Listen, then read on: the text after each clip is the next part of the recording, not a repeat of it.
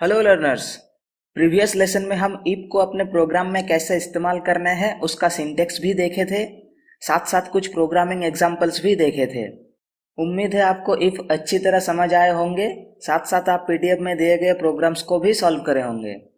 आइए आज समझते हैं इफ एल्स का सिंटेक्स क्या है और कैसे प्रोग्राम में इस्तेमाल किया जाता है। So let's begin. सबसे पहले इफ एल्स का सिंटेक्स समझते हैं, तो ध्यान से देखिए।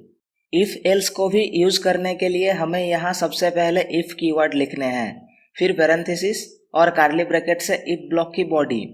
अब इफ ब्लॉक एंड होने के जस्ट बाद हमें एल्स कीवर्ड लिखने हैं और कर्ली ब्रैकेट से एल्स ब्लॉक की बॉडी।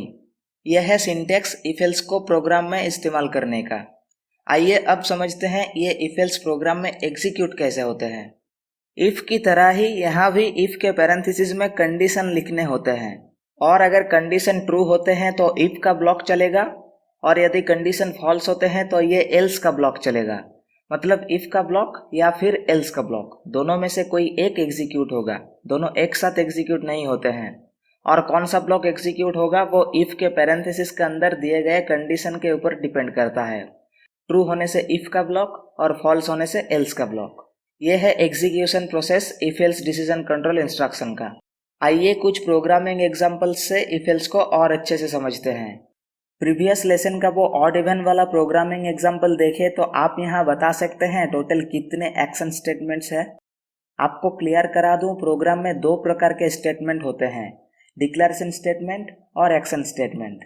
डिक्लेरेशन स्टेटमेंट वो स्टेटमेंट जिससे हम वेरिएबल डिक्लेयर करते हैं, और एक्शन स्टेटमेंट वो स्टेटमेंट जिसकी चलने पर कोई एक्शन परफॉर्म होता है। यहाँ देखिए, ये जो पहला लाइन लिखा हुआ है यह है डिक्लेरेशन स्टेटमेंट, क्योंकि इस लाइन की चलने से एक्स वेरिएबल डिक्लेयर होंगे, मतलब क्रिएट होंगे। सी लैंग्वेज में डिक्लेरेशन स्टेटमेंट को सबसे पहले लिखा जाता है, फिर लिखा जाता है एक्शन स्टेटमेंट्स को। तो यहाँ हम अगर एक्शन स्टेटमेंट्स को काउंट करें तो ये प्रिंटफ वाला पहला, फिर ये स्कैनफ दूसरा, फिर ये पूरा इफ ब्लॉक तीसरा।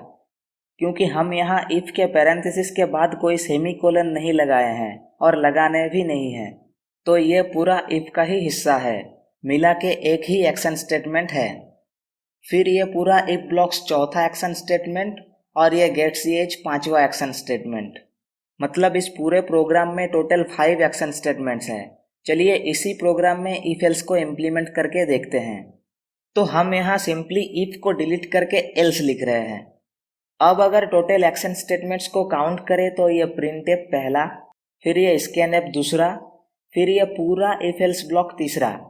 क्योंकि यहाँ पूरे कोड मिला के एक ही काम कर रहे हैं, और वो है अगर यूज़र द्वारा एंटर किए गए नंबर इवन होंगे तो ये इफ के पैरेंथेसिस के अंदर जो कंडीशन लिखा हुआ है वो ट्रू होगा और ये इफ वाला ब्लॉक एग्जीक्यूट होगा। नहीं तो अगर यूज़र द्वारा एंटर किए गए नंबर ऑड होंगे तो ये इफ के पैरेंथेसिस के अंदर लिखे गए कंडीशन फॉल्स हो जाएंगे और ये एल्स वाला ब्लॉक एग्जीक्यूट होगा। और ये get ch fourth action statement. तो इफ एल्स यूज करने से एक एक्शन स्टेटमेंट रिड्यूस हो गया, और हम अपने प्रोग्राम में जितने कम एक्शन स्टेटमेंट्स लिखेंगे प्रोग्राम एग्जीक्यूट होने में उतना ही कम समय लगेगा। इसलिए ये प्रोग्राम पहले से थोड़ा इम्प्रूव हुआ। आइए इस प्रोग्राम को रन करते हैं। तो ये किया build and run. Enter a number, हम एंटर कर रहे हैं 9 जो कि है ऑड नंबर। तो आप देख सकते हैं प्रिंट हुआ ऑड नंबर। एक और बार रन करते हैं। अब हम एंटर कर रहे हैं 6 जो कि एक इवन नंबर है। तो आप देख सकते हैं प्रिंट हुआ इवन नंबर। तो यह है इफ एल्स को यूज करने का तरीका। आइए अब कुछ रूल्स को समझते हैं जिसे आपको प्रोग्राम बनाते वक्त याद रखने हैं। पहला रूल, अगर इफ ब्लॉक में या फिर एल्स ब्लॉक में एक ही लाइन लिखा हुआ है तो ये कर्ली ब्रैकेट्स लगाना कंपलसरी नहीं है। मतलब इफ लिखने के बाद अगर हम कर्ली ब्रैकेट से ब्लॉक्स नहीं बनाते हैं तो इमीडिएट नेक्स्ट लाइन को इफ ब्लॉक का हिस्सा माना जाएगा। सेम थिंग एल्स पर भी लागू होते हैं। एक ही लाइन होने से कर्ली ब्रैकेट लगाना कंपलसरी नहीं है, लेकिन स्टैंडर्ड प्रोग्रामिंग के हिसाब से आपको कर्ली ब्रैकेट्स लगाने चाहिए। इससे आपकी हैबिट बनी रहेगी और प्रोग्राम में आपकी एरर भी कम आएंगे। दूसरा रूल, एल्स में आपको अलग से कंडीशन नहीं देने हैं। अगर आप गलती से दे भी दिए तो आएगी एरर। ये एल्स ब्लॉक इफ की कम्प्लीमेंट्री ब्लॉक है और ये एल्स ब्लॉक एग्जीक्यूट तभी होगा जब इफ के कंडीशन फॉल्स होंगे। तीसरा रूल, आप प्रोग्राम में सिर्फ एल्स को इस्तेमाल नहीं कर सकते हैं। जैसा कि हम सेकेंड रूल में समझे, एल्स ब्लॉक कॉम्प्लीमेंट्री ब्लॉक होते हैं, तो इसको बिना इफ ब्लॉक के यूज नहीं कर सकते हैं। चलिए एक और प्रोग्रामिंग एग्जांपल देखते हैं। हम यूजर से एक नंबर एंटर करवाएंगे और हमारा प्रोग्राम बता देगा वो नंबर 5 से डिविजिबल है या नहीं। आप चाहे तो यहाँ वीडियो को पॉज करके प्रोग्राम खुद से बनाने की कोशिश कर सकते हैं। तो यहाँ हम सबसे पहले एक इंट वेरिएबल ले रहे हैं x नाम से। अब नेक्स्ट लाइन में प्रिंटफ फंक्शन के अंदर लिख रहे हैं एक मैसेज एंटर ए नंबर। इससे यूजर को पता चलेगा कि उन्हें एक नंबर एंटर करने हैं। फिर नेक्स्ट लाइन में स्कैनफ फंक्शन के अंदर लिख रहे हैं %d कोमा लगा के एड्रेस ऑफ x। इससे यूजर द्वारा एंटर किए गए नंबर x वेरिएबल में स्टोर हो जाएंगे। अब हमें अपने प्रोग्राम में डालने हैं वो फीचर्स जिससे चेक हो सके नंबर 5 से डिविजिबल है कि नहीं, साथ साथ यूजर को भी एक मैसेज दिखे कि वो नंबर 5 से डिविजिबल है कि नहीं। तो यहाँ हम लिख रहे हैं इफ, फिर पैरेंथेसिस के अंदर 5 से डिविजिबिलिटी चेक करने का logic x modulo 5 equal to 0, और इफ ब्लॉक के अंदर प्रिंटफ में लिख रहे हैं एक message %d is divisible by 5 और कॉमा लगा के x।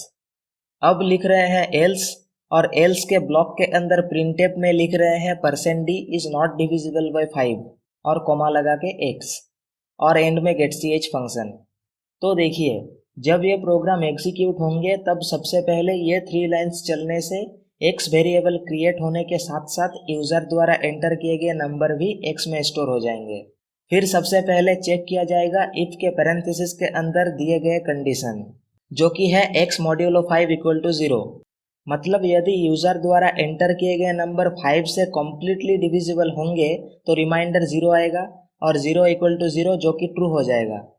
तब ये इफ का ब्लॉक चलेगा और आउटपुट स्क्रीन पर प्रिंट होगा वो नंबर इज डिविजिबल बाई 5। और यदि यूजर द्वारा एंटर किए गए नंबर 5 से कम्प्लीटली डिविजिबल नहीं होते हैं तब ये कंडीशन फॉल्स हो जाएगा और ये एल्स वाला ब्लॉक चलेगा और आउटपुट स्क्रीन पर प्रिंट होगा वो number is not divisible by 5। आइए रन करके देखते हैं। ये किया बिल्ड एंड रन। तो एंटर ए नंबर, हम एंटर कर रहे हैं 7 जो कि 5 से डिविजिबल नहीं है। जी हाँ, आप देख सकते हैं प्रिंट हुआ 7 इज नॉट डिविजिबल बाई 5। एक और बार रन करते हैं। अब हम एंटर कर रहे हैं 15 जो कि 5 से डिविजिबल है। जी हाँ, आप देख सकते हैं प्रिंट हुआ 15 इज डिविजिबल बाई 5। तो अगर हम कुछ ऐसा प्रोग्राम बनाते हैं जहाँ कोई कंडीशन ट्रू होने से कोई कोड चले और सिमिलरली कोई कंडीशन फॉल्स होने से कोई कोड चले, तब हम 2 इफ ब्लॉक का इस्तेमाल नहीं करेंगे। इसकी जगह एक इफ एल्स ब्लॉक इस्तेमाल करेंगे, क्योंकि कंडीशन अगर फॉल्स होते हैं तो ये एल्स वाला ब्लॉक चलेगी ही। अलग से कंडीशन देकर एक और इफ ब्लॉक लिखने की कोई ज़रूरत नहीं है। यह है पूरी वर्किंग इफ एल्स का। उम्मीद है आपको इफ एल्स की ये कॉन्सेप्ट अच्छे से समझ आए हैं। इस कॉन्सेप्ट की और अच्छे से ब्रशअप करने के लिए आपको डिस्क्रिप्शन पर एक पीडीएफ का लिंक मिलेगा। उसमें दिए गए प्रोग्राम्स को आप ज़रूर से सॉल्व करने की कोशिश करें। अगर आपको इस लेसन से रिलेटेड कोई भी डाउट या सजेशन है तो उसे कमेंट बॉक्स पर ज़रूर शेयर करें। मिलते हैं नेक्स्ट लेसन में। Thank you for giving us your valuable time.